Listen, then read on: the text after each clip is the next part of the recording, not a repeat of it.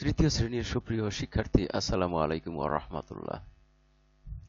তোমাদের বাংলাদেশ ও বিশ্ব পরিচয় বিষয়ের তৃতীয় প্রান্তিক মূল্যায়ন 2024 এর মডেল প্রশ্নের আলোচনায় সাদর আমন্ত্রণ। তোমাদের পরীক্ষায় পূর্ণ মান হবে 100 এবং সময় 2 ঘন্টা 30 মিনিট। আসো দেখি, প্রথমেই 1 নম্বর প্রশ্নে আছে কিছু বহু নির্বাচনী প্রশ্ন। 10টি বহু নির্বাচনী প্রশ্ন রয়েছে।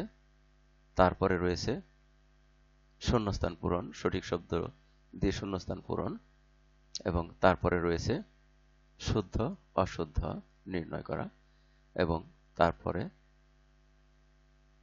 বাম পাশের সাথে ডান পাশের বাক্যাংশ মিলকরণ, ও সর্বশেষে রয়েছে কিছু সংক্ষিপ্ত প্রশ্ন, এবং সংক্ষিপ্ত প্রশ্ন এখানে 10টি, এবং তারপরে রয়েছে 4টি কাঠামোবদ্ধ প্রশ্ন যেগুলো রচনামূলক। এখানে প্রতিটি প্রশ্নের নাম্বার 8 করে। আসো আমরা একে একে দেখে নেই সব প্রশ্নগুলো।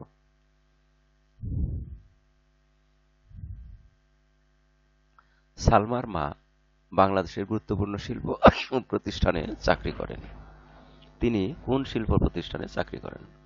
আমরা জানি বাংলাদেশের সবচেয়ে গুরুত্বপূর্ণ শিল্প প্রতিষ্ঠান হলো তৈরি পোশাক, অর্থাৎ পোশাক শিল্প। তাহলে সঠিক উত্তরটি খাতায় লিখতে হবে এটি, অর্থাৎ 1 নাম্বার দিয়ে তোমরা শুধু লিখবে পোশাক। তারপরে বাংলাদেশের 2 নম্বর প্রশ্ন, আমাদের দেশ বাংলাদেশ জনসংখ্যার দিক থেকে পৃথিবীতে সকল দেশের মধ্যে এ দেশের অবস্থান কততম? আমরা জানি সেটা হলো 8ম। তারপরে মানচিত্রের উপরের দিকটি কোন দিক নির্দেশ করে? মানচিত্রের উপরের দিক হলো উত্তর এবং নিচের দিক হলো দক্ষিণ। বাংলাদেশে বিভাগ কয়টি? বাংলাদেশে মোট 8টি বিভাগ এবং 64টি জেলা রয়েছে। 5 নাম্বার, আমরা কৃষি থেকে যে সমস্ত পণ্য পেয়ে থাকি তাকে কি পণ্য বলা হয়? তাকে বলা হয় কৃষিজাত পণ্য।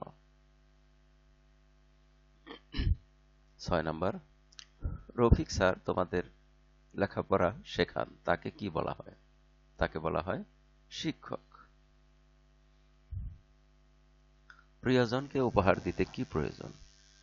প্রিয়জনকে উপহার দিতে টাকা প্রয়োজন, কারণ উপহার কিনতে টাকা দরকার। 8 নম্বর প্রশ্ন, আয় থেকে খরচ করার পর যে টাকা বাকি থাকে তাকে কি বলে? তাকে বলে সঞ্চয়।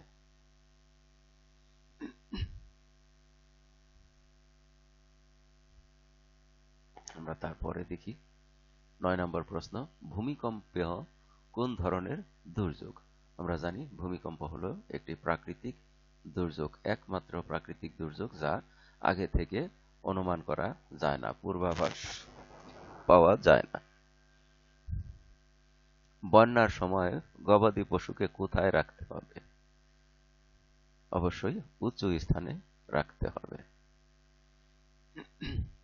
সঠিক শব্দ দিয়ে শূন্যস্থান পূরণ করো।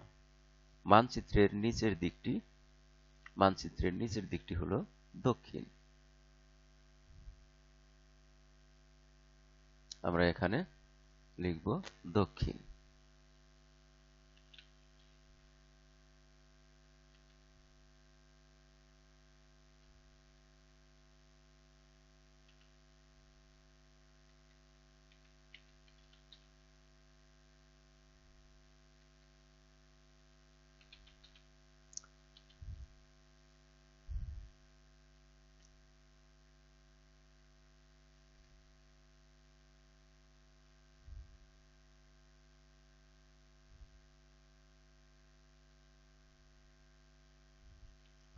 তারপর দেখি, কৃষি থেকে যে পণ্য পাওয়া যায় তাই ড্যাশ পণ্য, তাই হলো কৃষি পণ্য।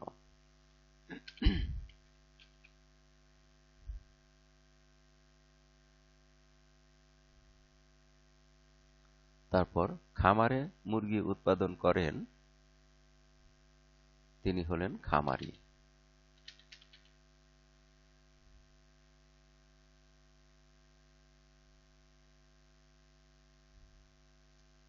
তারপর মাটি দিয়ে ফুলদানি তৈরি করেন, তাকে বলা হয় কুমার।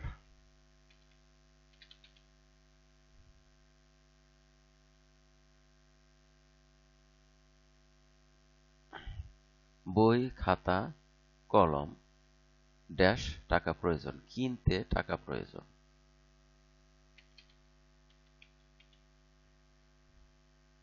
বই, খাতা, কলম কিনতে টাকা প্রয়োজন। আমরা এবারে দেখি 3 নম্বর প্রশ্নে নিচের বাক্যগুলো শুদ্ধ অশুদ্ধ নির্ণয় করো। বাংলাদেশের আয়তনের তুলনায় জনসংখ্যা অনেক কম, এটি অশুদ্ধ।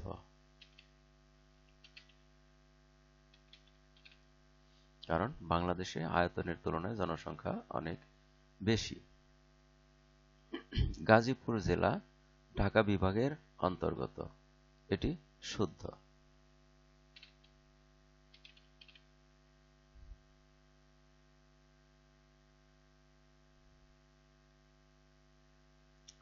মাটি দিয়ে খেলনা তৈরি করেন ডাক্তার, এটি অশুদ্ধ।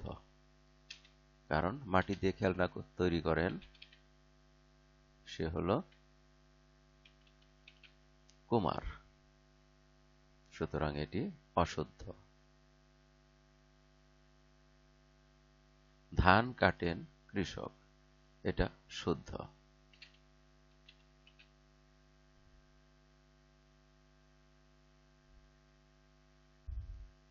আয় থেকে খরচ করার পর যে টাকা বাকি থাকে তাকে আয় থেকে যে খরচ করার পর যে টাকা বাকি থাকে তাই আয়, তাই আয় না, তাই সঞ্চয়, এটি অশুদ্ধ।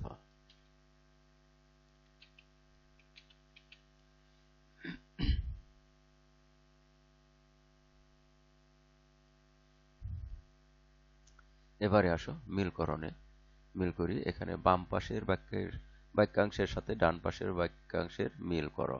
এটা এরকম ছক করতে হবে না, শুধু তোমরা মিল করে, অর্থাৎ এক বাক্যের সাথে একটু হাইফেন দিয়ে মিল করে এই পাশের যে অংশটুকু মিলে মিল করে লিখবে। আমরা দেখি এখানে কোনটার সাথে কোনটা মিলে।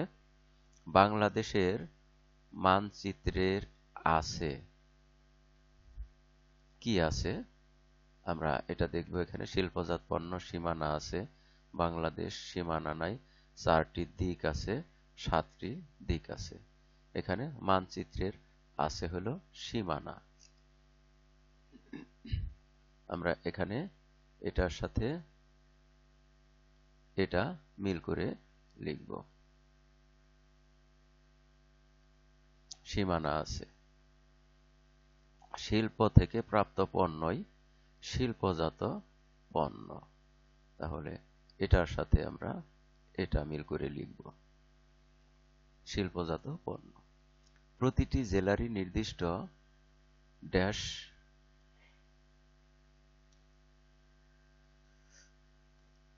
নির্দিষ্ট সীমানা আছে, তাহলে আমরা ক নাম্বারটা মিলাবো অন্যটা।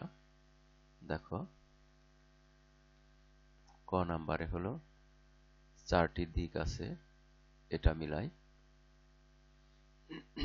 শিল্প থেকে প্রাপ্ত পণ্যই শিল্পজাত পণ্য, এটা মিলালাম। প্রতিটি জেলারই নির্দিষ্ট সীমানা আছে, এটা মিলালাম। আর আমাদের মাতৃভূমি হলো বাংলাদেশ, এই মিলে গেল।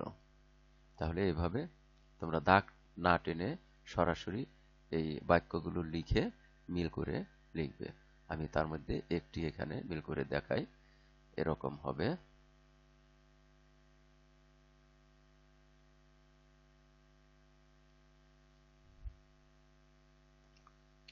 ক বাংলাদেশের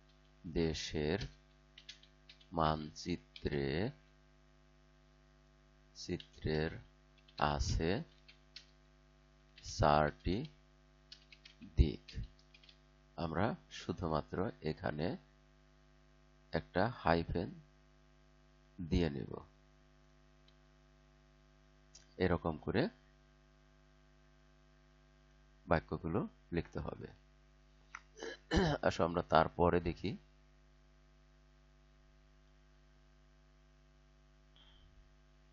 5 নম্বরে রয়েছে সংক্ষিপ্ত উত্তর প্রশ্ন। এগুলো শুধু উত্তর খাতায় লিখতে হবে।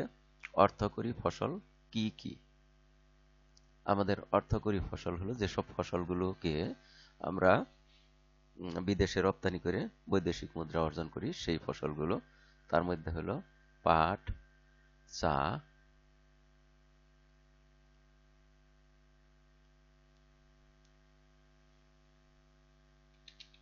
পাট অর্থকরী ফসল, চাও অর্থকরী ফসল।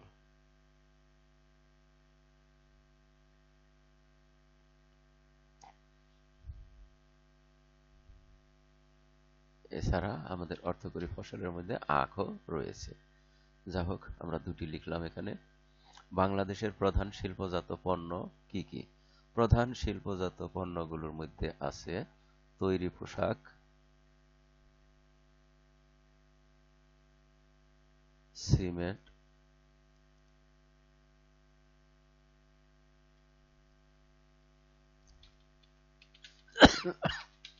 তৈরি পোশাক, তারপরে আছে সিমেন্ট, ঔষধও রয়েছে। আমরা সেই নামগুলো লিখতে হবে। অর্থাৎ তোমাদের এই বইয়ের মানচিত্রে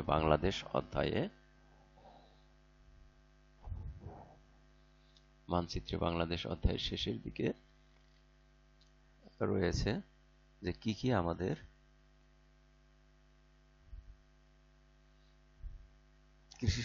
কৃষিজাত পণ্যগুলো রয়েছে আর কি কি শিল্পজাত পণ্যগুলো রয়েছে সেগুলো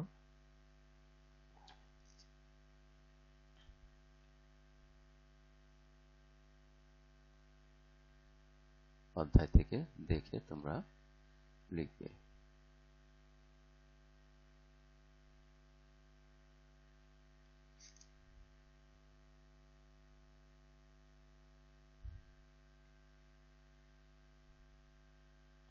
এই যে দেখো, শিল্পজাত পণ্য, এর মধ্যে তৈরি পোশাক আছে, ঔষধ আছে, সিমেন্ট আছে, এছাড়া সার আছে। মানে এখানে লেখা আছে তৈরি পোশাক, চিনি, সিমেন্ট, সার, ঔষধ ইত্যাদি। তাহলে এইগুলো তোমাদের লিখতে হবে। আমরা তার পরের প্রশ্নগুলো দেখি। তৈরি পোশাক, চিনি, সার, সিমেন্ট। দেশের মোট জনসংখ্যার মধ্যে পুরুষের সংখ্যা কত? দেশের মোট